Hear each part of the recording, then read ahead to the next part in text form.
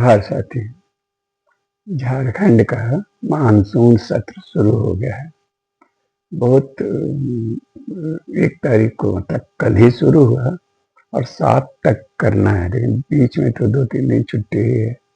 यानी आज नहीं है, कल नहीं है, संडे को नहीं है, सोमवार से। तो 7 दिन का सत्र कहने के लिए था, इस पर कोई बातचीत या सार्थक जो भी होना है वो 4 दिन होगा। यानी सोमवार, मंगल, बुध, बृहस्पति तक 4 दिन का सत्र है। तो पहले तो ये कि कोई उम्मीद मत रखे कि इसमें कोई सार्थक बातचीत होगी। राज्य सरकार अपना अनुपूरक बजट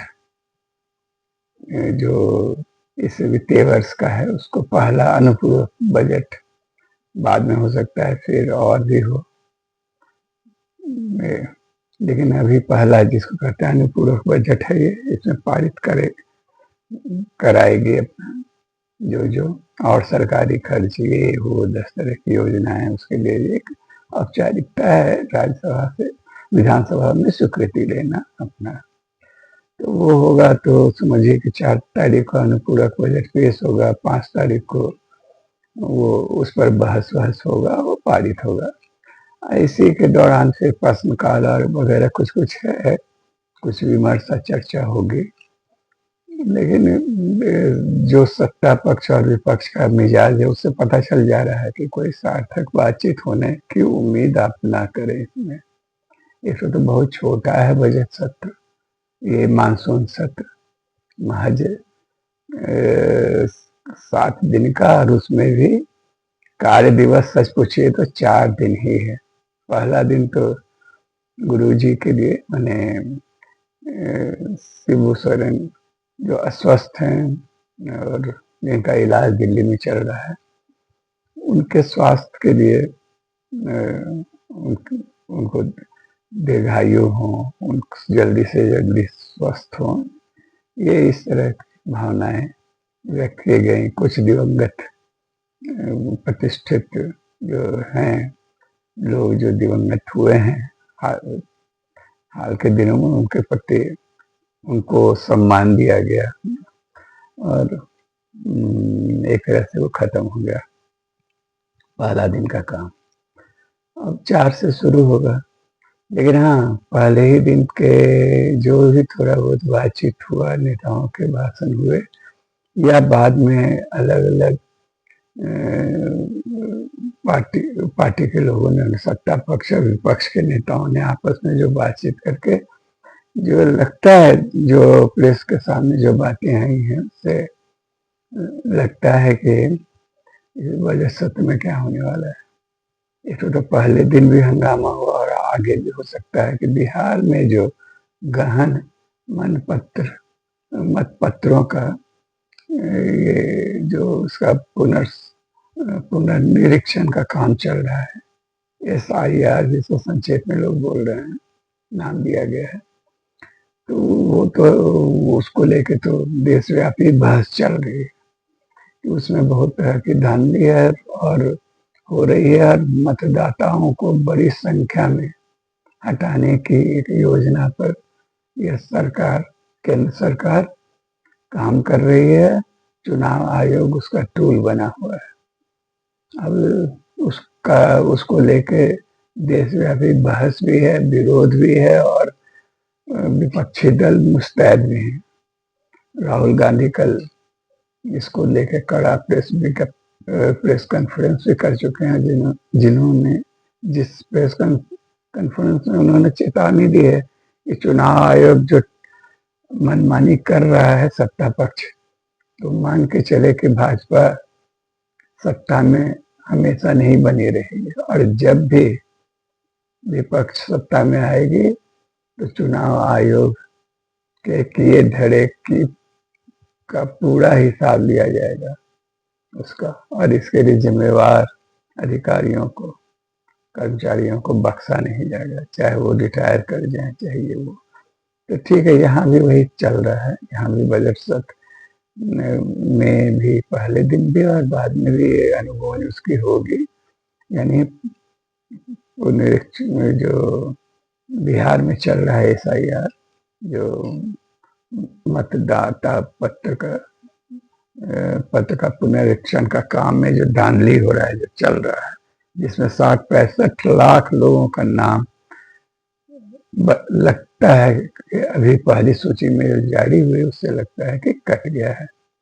एक बहुत बड़ी संख्या है, तो उसका विरोध होगा और उसको लेकर जैसा है सत्ता पक्ष विरोध करेगा, उसको लेकर प्रस्ताव पारित किया भी गया है और आगे भी होगा, और विपक्ष उसका समर्थन करेगा, अपना उसको जायज ठहराएगा।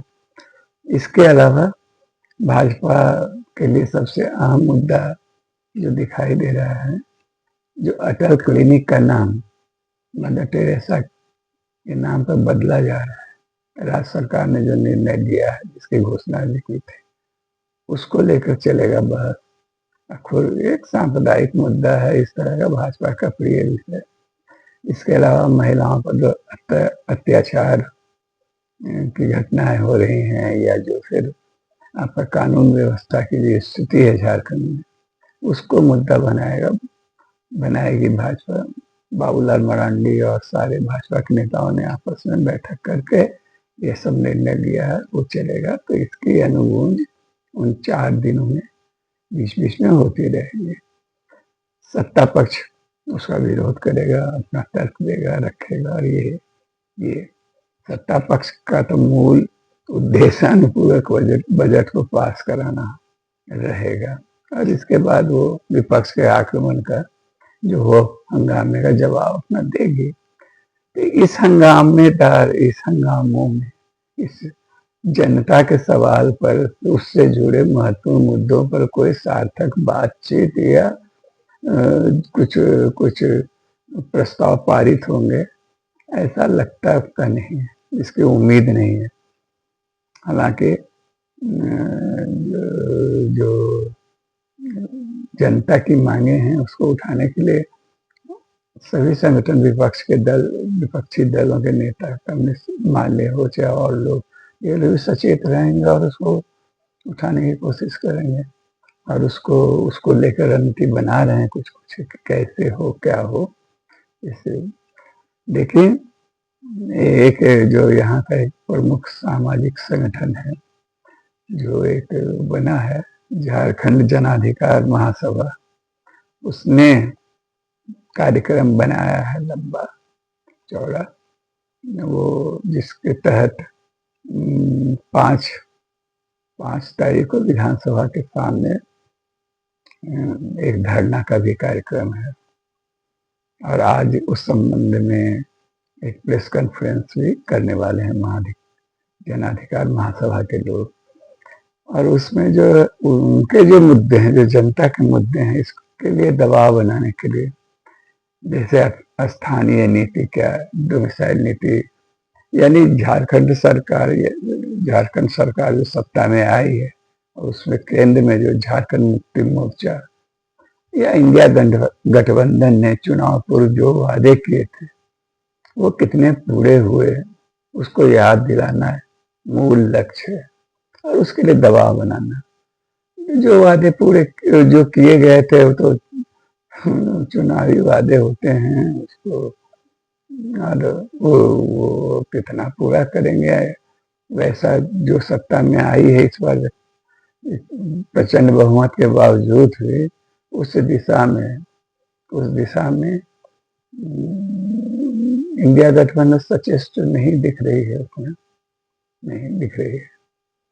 उसमें उल्टे इस प्रचंड बहुमत से जो सत्ता में आई है, इससे उनका आत्मविश्वास उससे ज्यादा बढ़ गया है। वो अपने तरीके से काम कर रहे हैं, जो मुद्दे उठ रहे हैं बीच बीच में जनता के बीच, जैसे सबसे एक प्रमुख मुद्दा, और लोग कई सामाजिक संगठन जिसको उठा रहे हैं, वो है रिम्स 2 का विस्तार वाला। उसमें क्या फाइनली क्या ही लोग निर्णय लेते हैं, क्या आधिकारिक उसके बारे में क्या कहा जाता है, इसका लोग उम्मीद कर रहे हैं कि मानसून सत्र में उस पर कुछ बात होगी निर्णायक, या कोई पता चलेगा कि क्या होने वाला है। इसी तरह कई मुद्दे बीच में और उठे हैं जिसको लेकर जनता आंदोलित है। आदिवासी समाज में है बहुत विक्षोभ और ये वो है। बिरसा मुंडा जो कोकर के पास जो बिरसा मुंडा जो स्मारक है वहां पर बना हुआ है, उसके पीछे की जमीन, उसके पास की जमीन जो को कब्जे आने का एक मुहिम चला रखा है कुछ लोगों ने, तो वो बहुत विवादित मुद्दा हो गया है।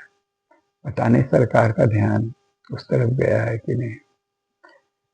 इसके अलावा जो बहुत हल्ला होता रहा है, लगातार चर्चा में आता रहा है कि शिक्षा व्यवस्था यहाँ की चौपट हो चुकी है। रिक्त पदों पर कम से कम 60% रिक्त पद है वहाँ भी, और आपके हेल्थ डिपार्टमेंट में भी, स्वास्थ्य विभाग में भी सरकार नई नई योजनाएं लेकर तो आ रही है, लेकिन जो जो मूल समस्या है उसका, जैसे 8,000 एकल विद्यालय चल रहा है, 8,000 एकल शिक्षकों के सहारे चल रहा है सरकारी स्कूल, उस सब दिशा में क्या होगा, सरकार कुछ करेगी कि नहीं। स्वास्थ्य विभाग में भी वही हालत है। नियोजन की प्रक्रिया जो रिक्त पद है उसको भर्ती करने के प्रक्रिया शुरू होगी कि नहीं।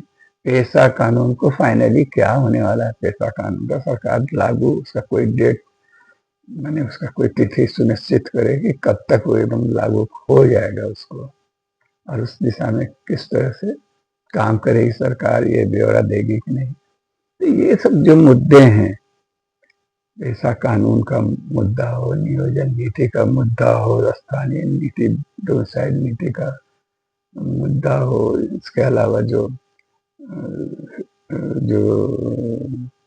आपका रेंज 2 का विस्तार जो किया जा रहा है रांची नगरी इलाके में खेती योग्य जमीन पर एकदम, तो उसमें उस दिशा में क्या फाइनली ये लोग निर्णय लेते हैं। ये सब मुद्दे जो हैं जनता से को छूने वाले, उसको टच करने वाले, उनके लिए जो अहम है, इस पर कोई बात होगी इस मानसून सत्र में, इसकी उम्मीद तो नहीं है। देखिए क्या होता है। ये जनतांत्रिक जनाधिकार महासभा उसके लिए धरना देने वाली है, वो एक सिंबॉलिक ही है ना कि अब तो 5 को धरना होने वाला है। सत्र के शुरू में धरना होता है तो एक बात थी, अब वो 5 को होगा धरना, तो उसके बाद तो 2 दिन का समय बचता है। इसमें देखिए क्या कर पाती है सरकार। वैसे ज्यादा उम्मीद नहीं करनी चाहिए इस मानसून सत्र से।